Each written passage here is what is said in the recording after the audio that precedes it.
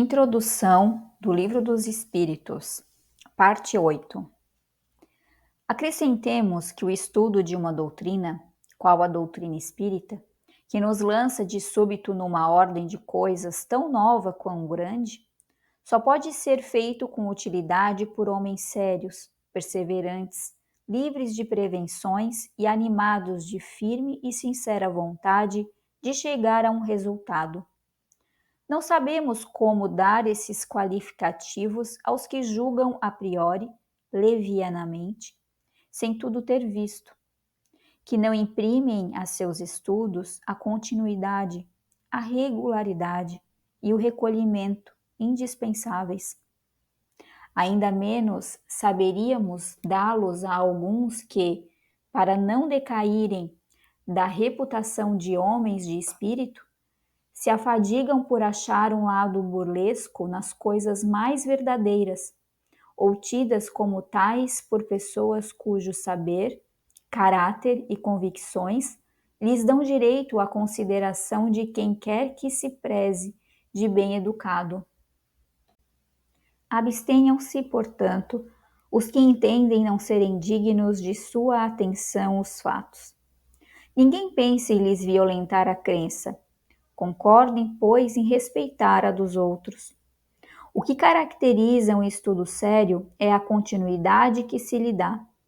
Será de admirar que muitas vezes não se obtenha nenhuma resposta sensata a questões de si mesmas graves, quando propostas ao acaso e à queima-roupa, em meio de um aluvião de outras extravagantes? Demais, sucede frequentemente que, por complexa uma questão, para ser elucidada, exige a solução de outras preliminares ou complementares.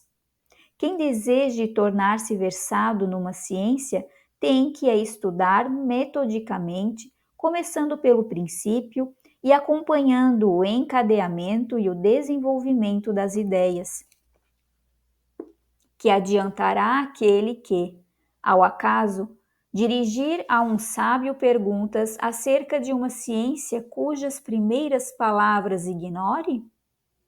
Poderá o próprio sábio, por maior que seja sua boa vontade, dar-lhe resposta satisfatória? A resposta isolada que der será forçosamente incompleta e quase sempre, por isso mesmo, ininteligível ou aparecerá absurda e contraditória. O mesmo ocorre em nossas relações com os espíritos. Quem quiser com eles instruir-se, tem que com eles fazer um curso. Mas, exatamente como se procede entre nós, deverá escolher seus professores e trabalhar com assiduidade. Dissemos que os espíritos superiores somente às sessões sérias acorrem, sobretudo as em que reina perfeita comunhão de pensamentos e de sentimentos para o bem. A leviandade e as questões ociosas os afastam, como entre os homens afastam as pessoas criteriosas. O campo fica então livre à turba dos espíritos mentirosos e frívolos, sempre à espreita de ocasiões propícias para zombarem de nós e se divertirem à nossa custa. Que é o que se dará com uma questão grave em reuniões de tal ordem? Será respondida, mas por quem? Acontece como se a um bando de doidivanas que estejam a divertir-se, propusseis estas questões. Que é a alma? Que é a morte? E outras tão recreativas quanto essas. Se quereis respostas sisudas, haveis de comportar-vos com toda a sisudez na mais ampla acepção do termo e de preencher todas as condições reclamadas. Só assim obtereis grandes coisas. Sede, além do mais, laboriosos e perseverantes nos vossos estudos, sem que os espíritos superiores vos abandonarão, como faz um professor com os discípulos negligentes. Agora, vamos dar continuidade na parte 9 da introdução do Livro dos Espíritos. Se este conteúdo está ajudando você, curta o canal, se inscreva e compartilhe com pessoas que possam se beneficiar desse conteúdo. Parte 9. O movimento dos objetos é um fato incontestável. A questão está em saber se, nesse movimento, há ou não uma manifestação inteligente e, em caso de afirmativa, qual a origem dessa manifestação. Não falamos do movimento inteligente de certos objetos, nem das comunicações verbais, nem das que o médium escreve diretamente.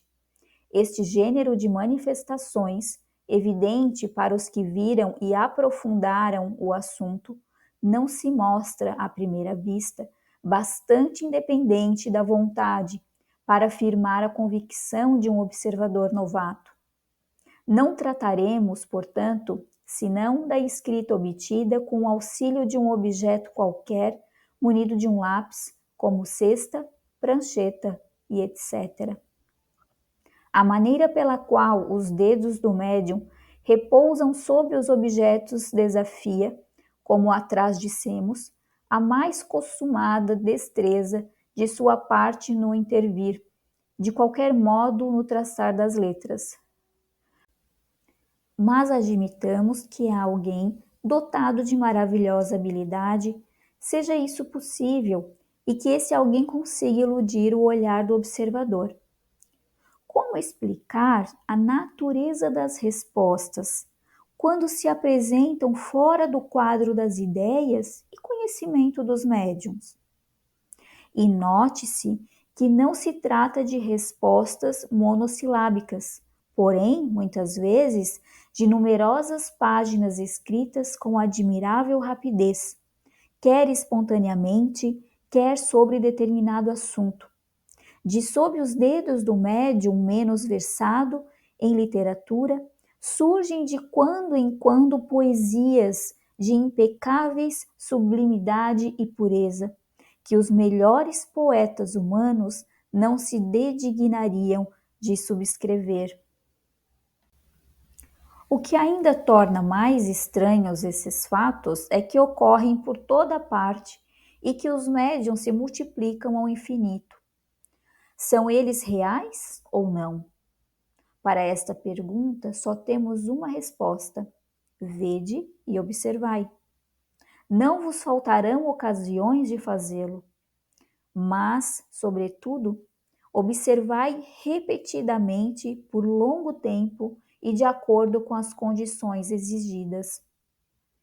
Que respondem a essa evidência os antagonistas?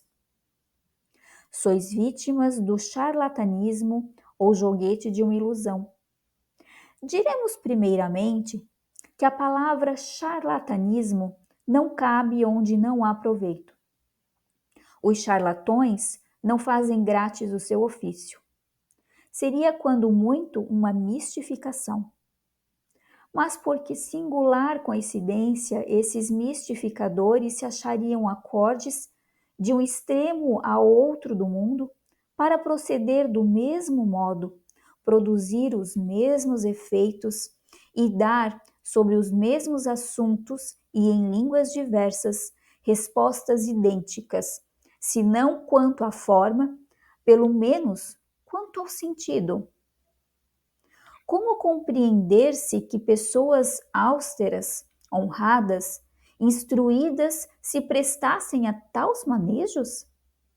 E com que fim?